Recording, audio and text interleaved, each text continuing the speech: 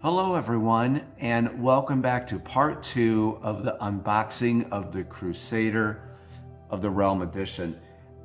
I have to be honest with you, I was kind of taken back from what you're about to see. You may want to remain seated. I had to make room for all the cards, and so I had to spread out the content because you know what? I want you to see everything you're getting in the Crusader of the Realm edition, and this may surprise you. So what I'm gonna do is I'm gonna pull the camera back. Please understand I did the best I could to try to arrange everything.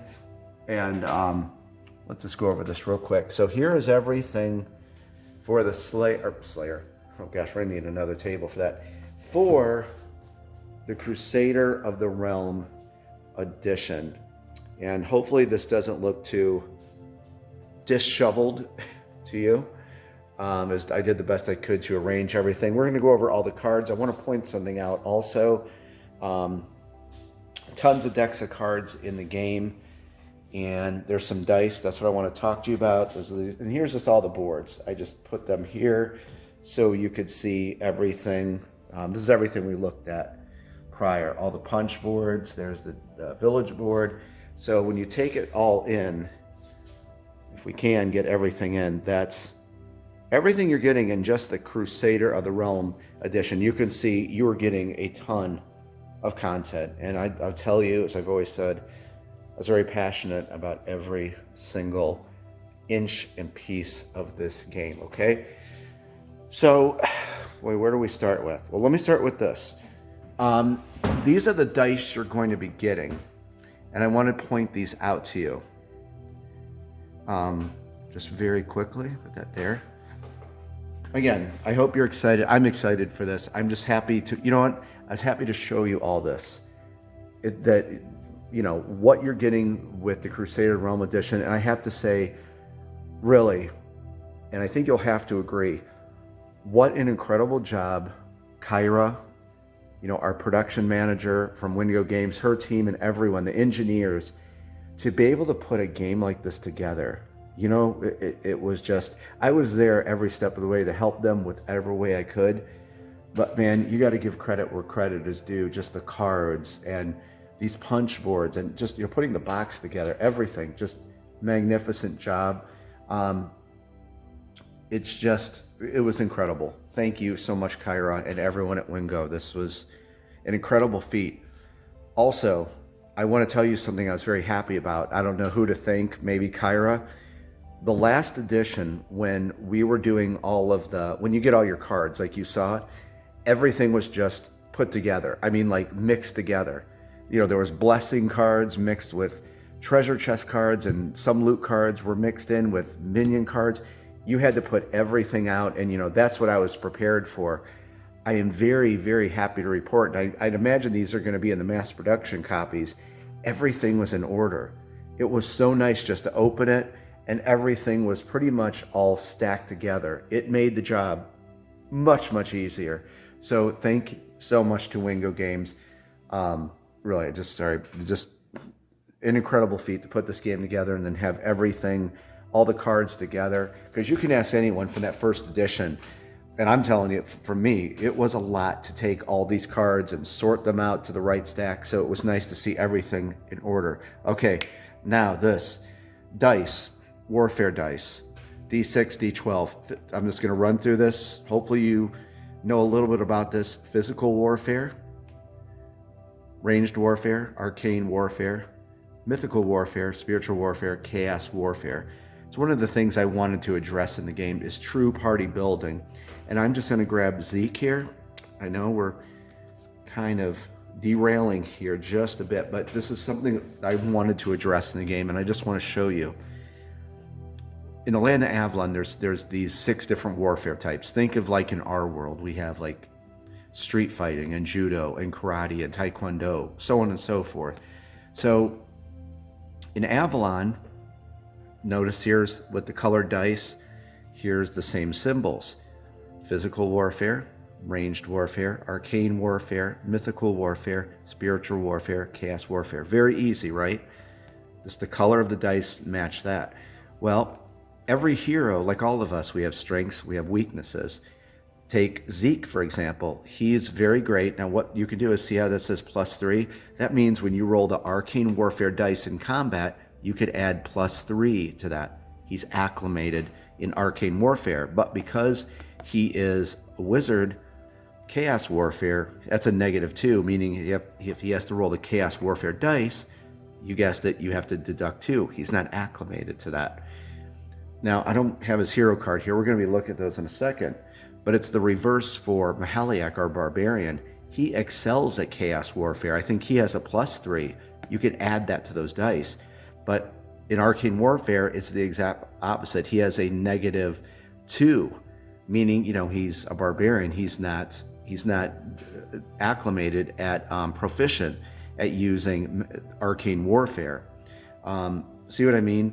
So by putting these two heroes together, partying them together, rallying them together, that's one of the keys to victory in Dungeon Crusade, to send these little parties out into the dungeon to take monsters down. So in a way, I've said this before, it's kind of like a thinking man's game, or thinking man's dungeon crawl game, rather. So hopefully, just this little bit, you got something from that. But through the power gems from crafting and mining, 193 pieces of loot, you can tweak your hero to what you want to spec him like. And I'm a huge MMO RPGer. I played tons of them. I'm an addict. And that really, I drew a lot from those games, designing this aspect of the game, with specking out your heroes and building them. Okay, I just wanted to say that, because I had the warfare dice here, always trying to get you guys acclimated to the game. So remember, 6 different warfare types. These are the dice you're getting. You have a dedicated D3. Here, I wanted to give you guys that. It's a 6-sider, but it has 1, 2, 3 twice on it. And some of the things in the game, events, challenges, so on and so forth, will call for that die. I want to point out too, this is the patrol route. Remember when we were looking at the dungeon boards? I just happen to have one right here. Notice those colors there, right? See, that's like little monster footprints.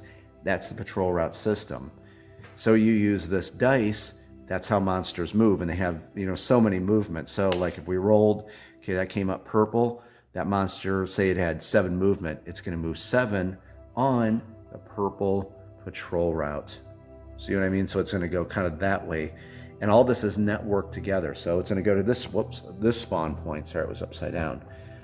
So when it gets to that monster spawn point, it's going to roll again. It's kind of thinking where to go next. I've always said, think of this like the little brain in their head. You never have to think for monsters. So I wanted to point this out. You are getting a patrol route die. It's an 8-sider, and it has the monster footprints twice on each side.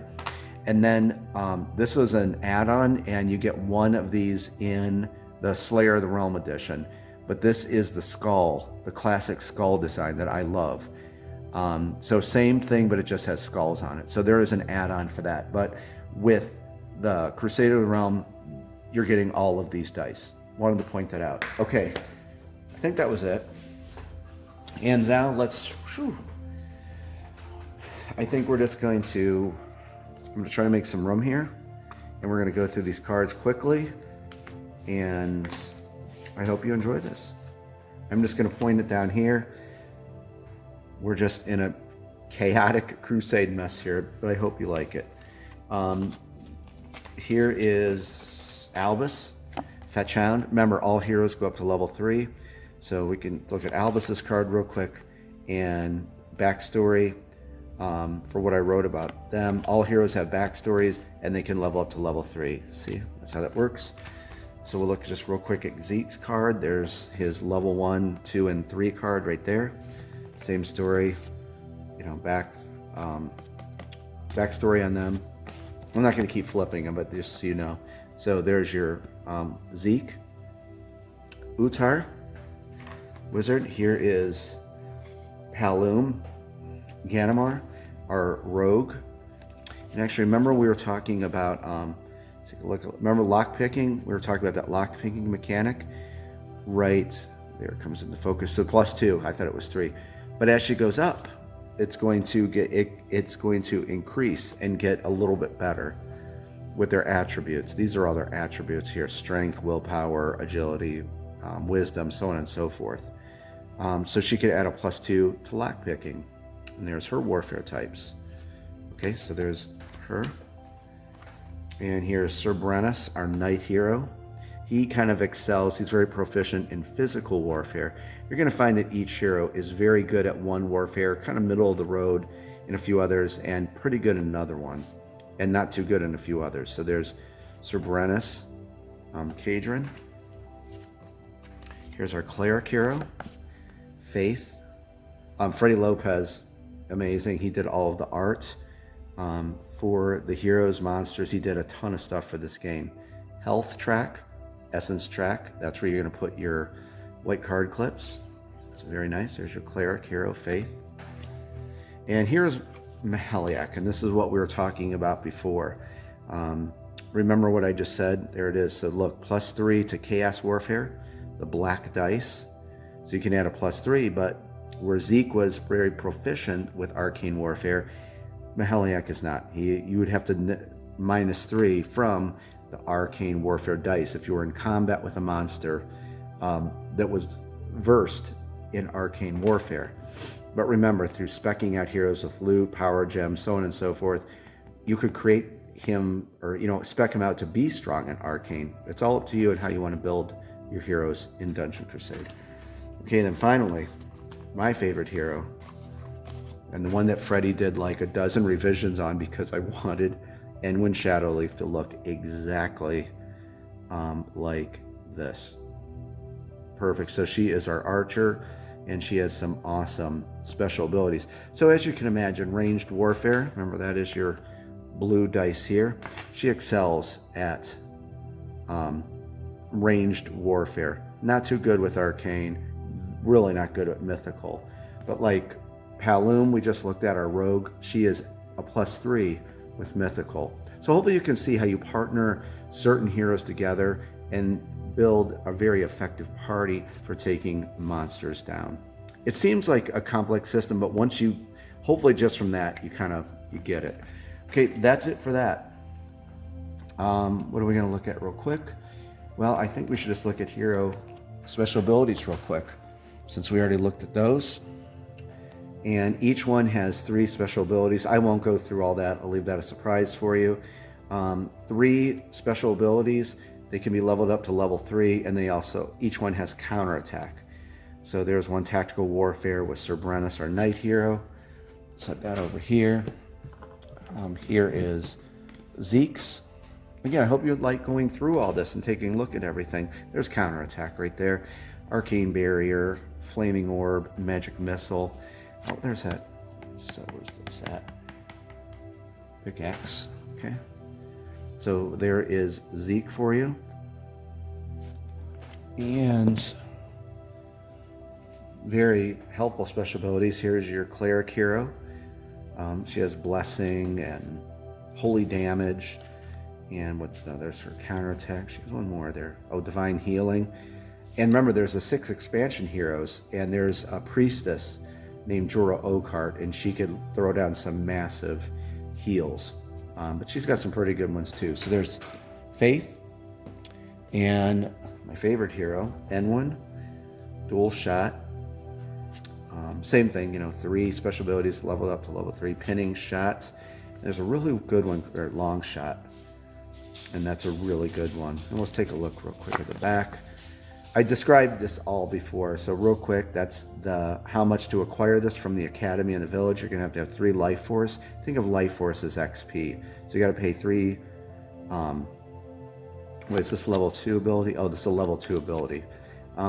You gotta use 3 essence to cast it. Remember that little essence bar? This has to be channeled after use. Basically, exhaust, tap, upkeep phase, turn it right side up. You can use this in the dungeon. You cannot use this in chambers. And just a quick thing on how to use it. And a lot of these are these fun abilities where you're going to roll a d6 or a d8 or d10, and it tells you the damage that they do. Very easy, fun special abilities to use. And then here is a rogue, Halloum. Garut, that's one of hers. Shadow Dagger, very cool ability. And then she has Vanish, that she could just poof, disappear and reappear somewhere else. I had an awesome time designing all these different special abilities for the heroes. Chain and spear, kind of you could spear a minion and pull them towards you.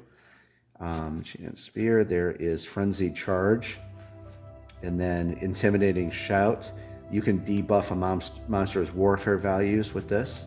So there is the heroes' special abilities, but remember there's 6 extra heroes add-on hero expansion pack. And going right next door, Avalon Adventure board game. These are those adventure cards. This right here was years worth of work. These represent every region in the land of Avalon.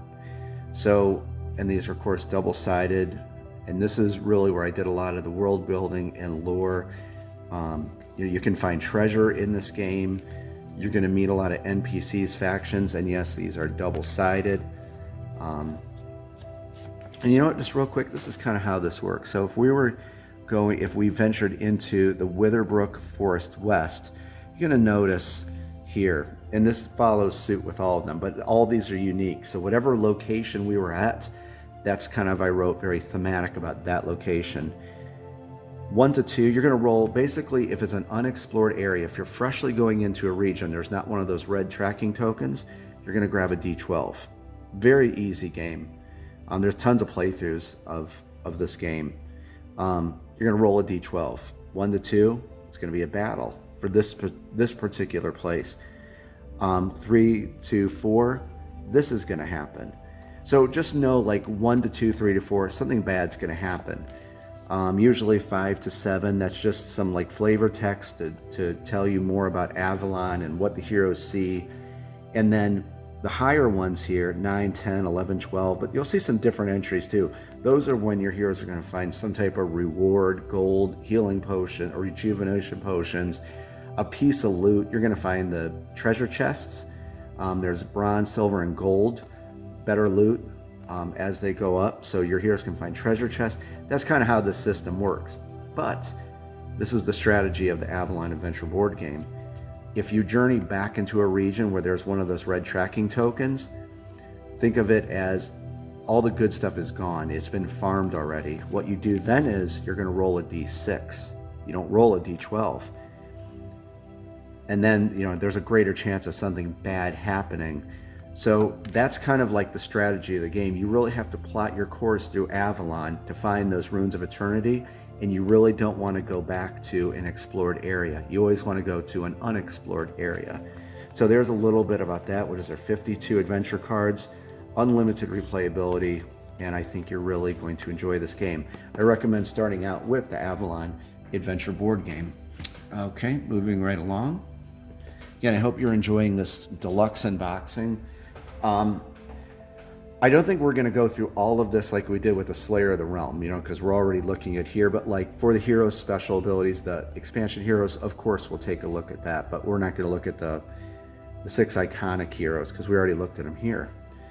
These are those player aid cards I was telling you about. Very, very handy to have with you. And again, it just tells you, like for the upkeep phase, encounter phase, guardian phase, flip it over, hero phase, monster phase. So you can just use this while you're getting acclimated. You're just going to go boom, boom, boom, boom, boom, go right down.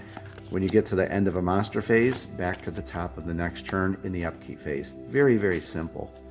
Okay. And I wrote 60 unique quests for Dungeon Crusade. So, and I was going to tell you, a lot of people know this, but I love rock music, and I'm a guitarist. I've played guitars as long as I've played games, since I was 6, 7 years old. So there's a lot of rock music infused in Dungeon Crusade. Actually, remember when we were looking at those tokens, you saw the voodoo dolls?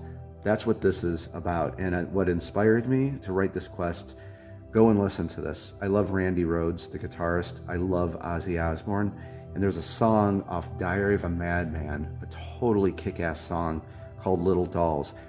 That's what inspired me to write this quest. So go listen to Little Dolls by Ozzy Osbourne. You'll absolutely love it. His first 2 solo albums with Randy they're just killer. Anyway, I'm glad that came up. So there you go. New music for you to check out. But here, this is where they all follow the same format. Wrote a little story, tells you the dungeon board you're going to use, if it's a main quest or side quest. Flip it over, and then this tells you the objective and how to set up the quests. Very easy laid out, very easy to set quests up. And in Dungeon Crusade, well, this, you get 30 of the quests. The expansion Double Dungeon, you get the other 30, 60 quests all together. Okay, we looked at that, we looked at that. Looked at this. We'll be here for an hour if we went through everything. 193 pieces of loot. That right there, my friends, is a loot deck. I love the Diablo series, and I have to say it's probably what inspired me with this. 9 different rarities. There's fabled gear. It has a high gold cost, but it belonged to some of the characters in the story I wrote for Dungeon Crusade. You know, there's common, uncommon, rare, epic, legendary gear, underworld artifacts, the most evil, most powerful weapons in the game, and actually right there, the beautiful Mace of the Blood Gods. And I did a whole showcase thing on that, and there's actually one of the fabled gear right there, Volkash's Staff of Fulmination. So there's just a little bit of that, and there's actually junk loot. You could find some worn out adventurer boots.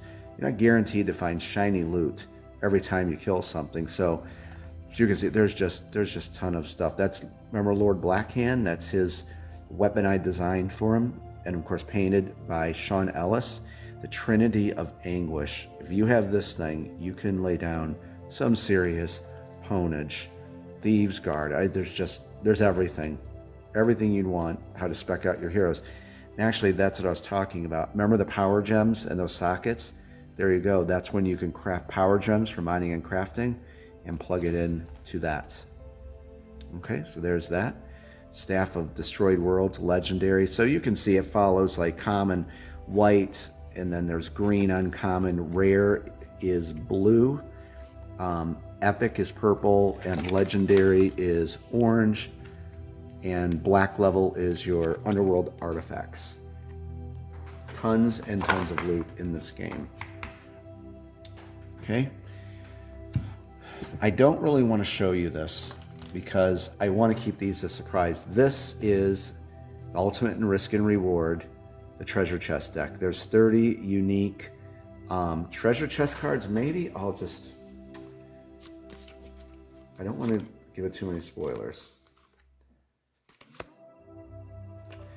Your heroes could find gold. Okay. Let me see if it hopefully comes with lifting the lid of the archaic chest. You discover 1,200 gold. Whoops. As I drop the cards. See, this was an omen, not to spoil this for you. But sorry about that. I won't edit that out. But maybe you open up a chest and a wall of arrows could happen. I don't really want to tell you a lot about this. There could be an Eidolon chest will come out. A little story I wrote for that, and you have to defeat that. But then again, you could always maybe find a piece of legendary gear in there. Or simply you could just find let me try to find it here. There's a lot of unique stuff in the game. Or you could just find empty. You raise the lid of the rickety chest to discover it is devoid of anything of value. I love writing. So there you go. I'm not going to give you any more. You'll have to play the game and find out, but you'll be pleasantly surprised by the good stuff and be cursing me for the bad stuff. Okay, so there's that. Remember we were taking a look at the temple, and I'm going to give Freddie, David Shear did all the card backings, blessings. When you visit the village, heroes can get 1 blessing, 200 gold.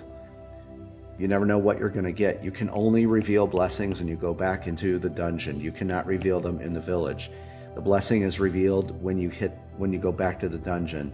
Can't share a blessing, can't you can say, I don't want the blessing anymore.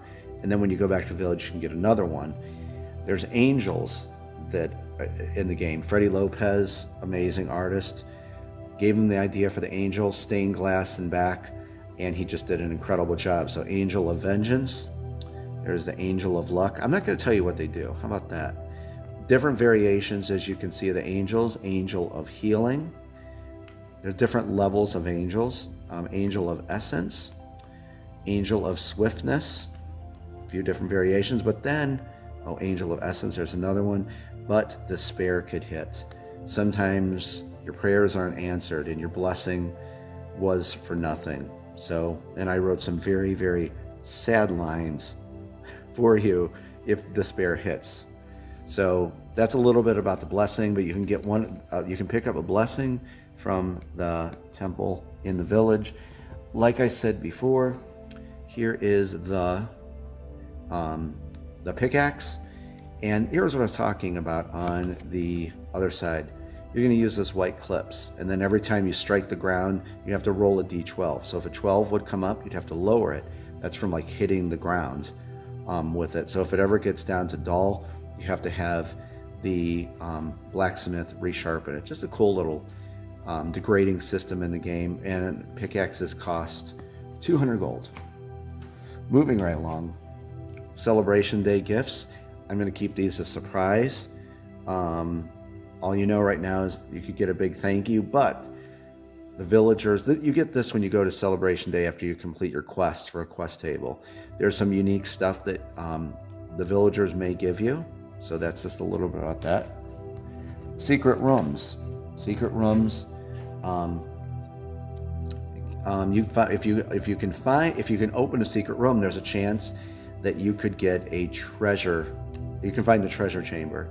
Again, David Shear did all the backing, and we worked very closely in all the backings, and he came up with this. All credit to him. But notice that book. He told me, see how that book is kind of out? It's kind of like you pulled the book out and the secret door opened. So that was the backing. And then Dean Spencer, amazing artist in the UK. Hello, Dean. I said we need a desolate chamber and a treasure chamber. So he painted this for that. You have found a desolate chamber. And I said to him, he painted this, that wasn't there. And it's like, Dean, can you just do a small thing for me? He's just such an awesome guy. Incredible artist. I was like, you got to have a skull with a rat sitting on top of it. And that's a desolate chamber. And he was good enough to do that. So I don't want to give you too much spoilers.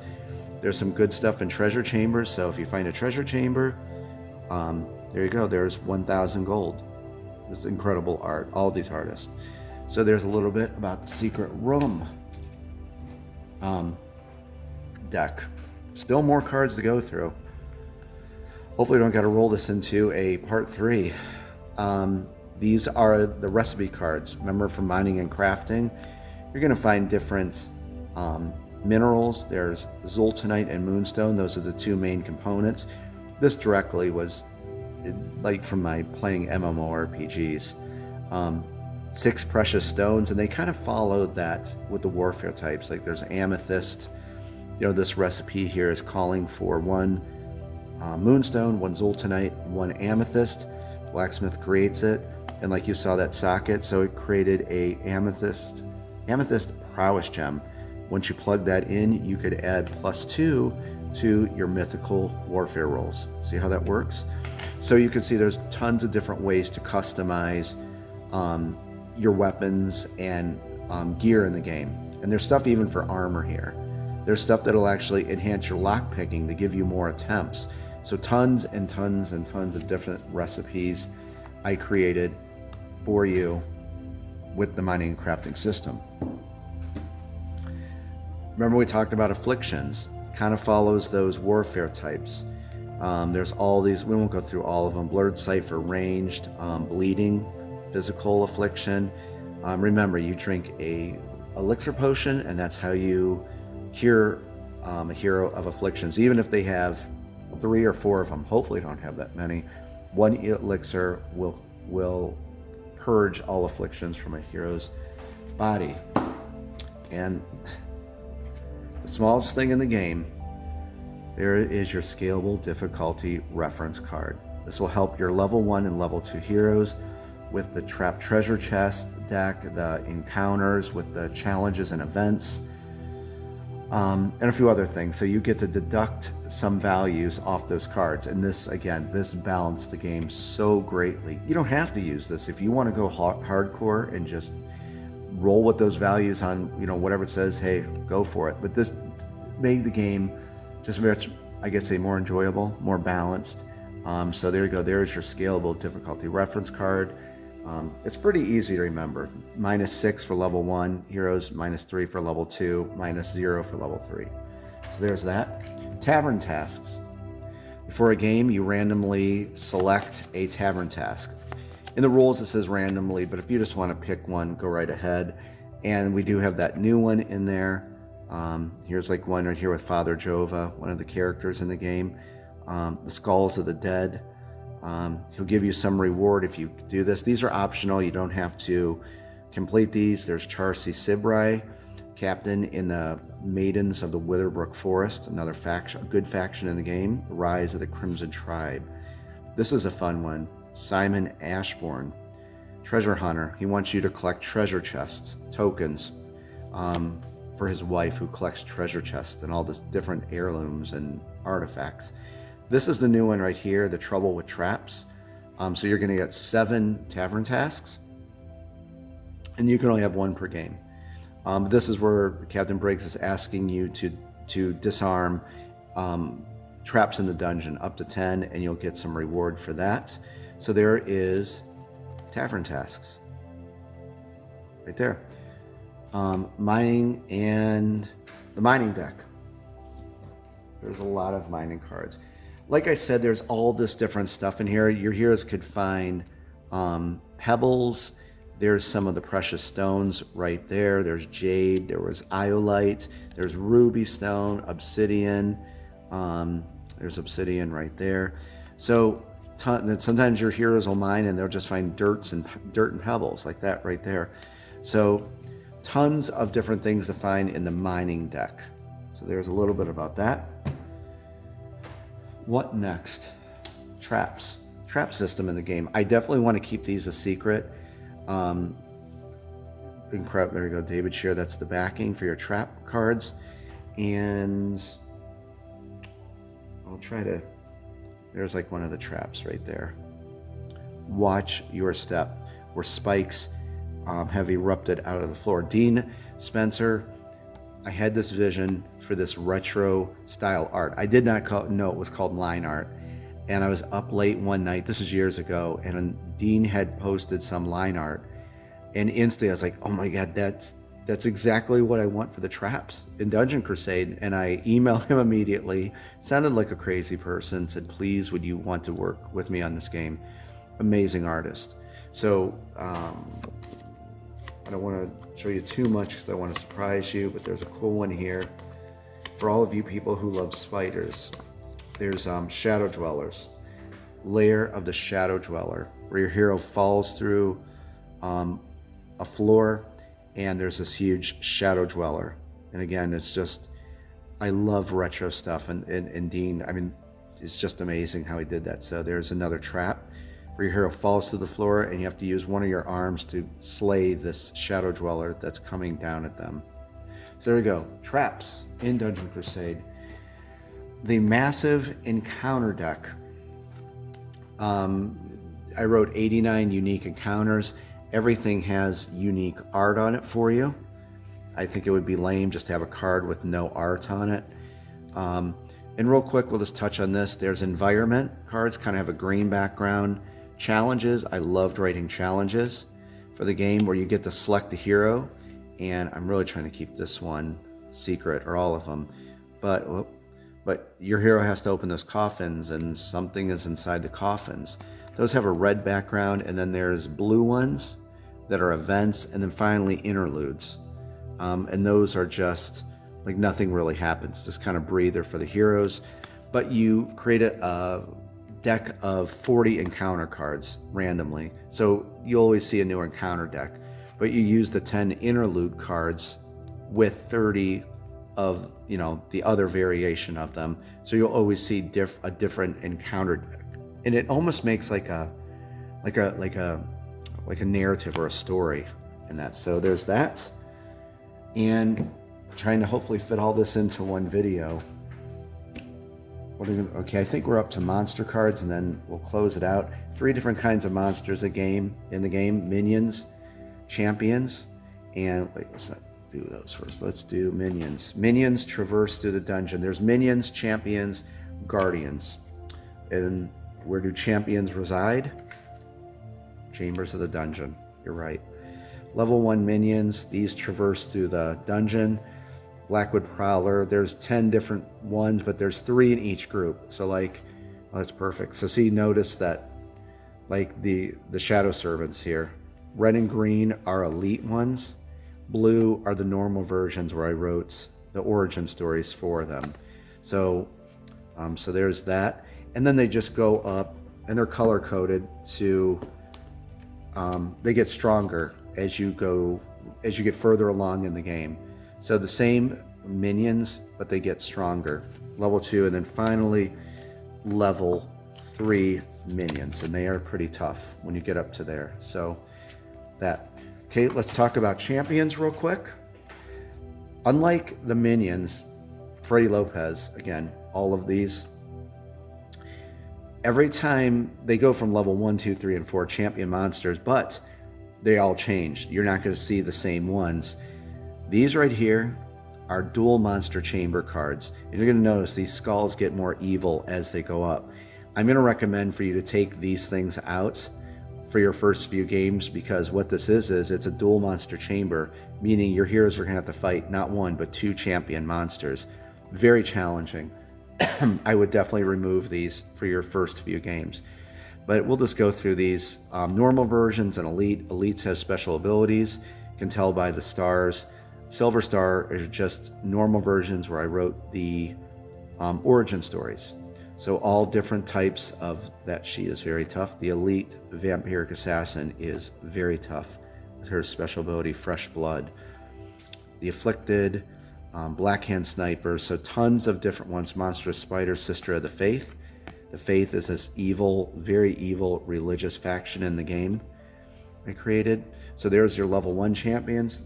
Now, as we move up to level 2 champions, you're going to notice this is going to, like there, see, notice there's the dual monster chamber. Skull looks kind of evil. Now there's new monsters coming out for level 2, and I'll just glance through those real quick so you can get an idea. Freddy Lopez, just incredible. That was just, I had this idea for this Keeper of the Faith, and he just knocked it out of the park with that. Real nasty. The elite is very nasty with Book of Tormented Souls. So there you go. So Orc, Berserker, Primeval Regents. Then moving up, it's starting to get a little more dangerous with the level 3. Notice the dual monster chamber skull is quite evil looking now. And again, new monsters that you have not seen before. And again, Freddy Lopez, again, this art is just incredible. Everyone's favorite Elder Priest. The, real quick, Hand of Doom, a very crazy special ability. Go listen to the Black Sabbath song, Hand of Doom, off the Paranoid album. That's what inspired me to write that special ability, Black Sabbath. There's a lot of Black Sabbath in this game. It's one of my favorite bands when I was growing up and now. Fallen King, Father of the Faith. Finally, we're going to wrap it up with, well, actually we got the Guardian still. And there's the ultimate. These are level 4. These are off the hook dangerous. Dual monster chamber. Remove these. Ancient Horror. And Enraged Troll. Ogre Chieftains. Remember, normal and elite. Queen of the Black Hands. Inspired by the Queen song. I love Queen too. And Ancient Horror. Beast of the Faith. Freddy is insane. That is one tough monster right there. Crit Fiend. And you got Death Knights in here. Level 4 elite Death Knights are crazy hard. Enraged Troll. And that sums it up. You can see champion monsters, they always change. And for the expansion, I definitely want to triple the amount of monsters in the game. And I know Freddy's got some very evil, diabolical monsters he'd like to bring in. We're gonna go through these really quick. Actually, I'm gonna surprise you with the other ones. Guardians, there's 8 unique Guardians in the game, okay? They can level up to level 4. Level 4 Guardians are off the hook. So, take a look at these here. There's Mainvic. Level 1 is where I got to write their origin stories, and I think you'll really enjoy reading a little bit about all these Guardians. So, there's Banevic, Dreadthorn, the Undead Dragon, Horus, Lord Blackhand, Magmus, toughest monster in the game, Nefarion, Razorfang, and Red Widow. And I think you're going to enjoy reading the story about the origin stories of how she became Red Widow. But what I'm going to say was there's level 3, level 4, same ones, but now their origin stories are gone and they have nasty special abilities. And I wasn't lame like and used the same special ability for like level 3, level 4. I wrote unique special abilities for each one as they level up. So I'm going to keep those a surprise, but as you can see, level 2, and they all have these special abilities that they'll use sometimes on attack or on defense. And let me not show you, but they're the same things, but much higher as they go up, much higher warfare values. There's those warfare values like we were talking about. They have more health. You can get a lot of loot. This is the loot and gold roll. Hopefully you watched the showcase series where I talked about that. And then there was a level 4. And guys, I think now that everything is a real mess over here, I think that's it. We went through all the cards, right? We went through that. So yeah, this is it. That is the unboxing for the Crusader of the Realm edition. I hope that you enjoyed this. Wow, this was a lot. I'll be back with you. I'm going to have to store all this. We're going to do the Slayer of the Realm edition. And since we looked at this, you know, we're not going to go through all that. We're going to look at all the new content that makes that edition unique. I got some work to do cleaning up here, but I hope that you enjoyed this. And as always, thank you truly for your friendship and your support and your kind words, your comments. You don't know how grateful I am to you. And I hope you really enjoyed this and you're even more excited about the game after seeing all of this content. You're in for a very awesome experience. Okay, guys, stay tuned for the Slayer of the Realm. It's going to be a big one. I'm going to probably have to bring another table and back for this, but we'll have fun with it. All right, guys, have a great day, and I'll see you in the next video. Take care, happy gaming, and stay safe, and I'll be talking to you soon.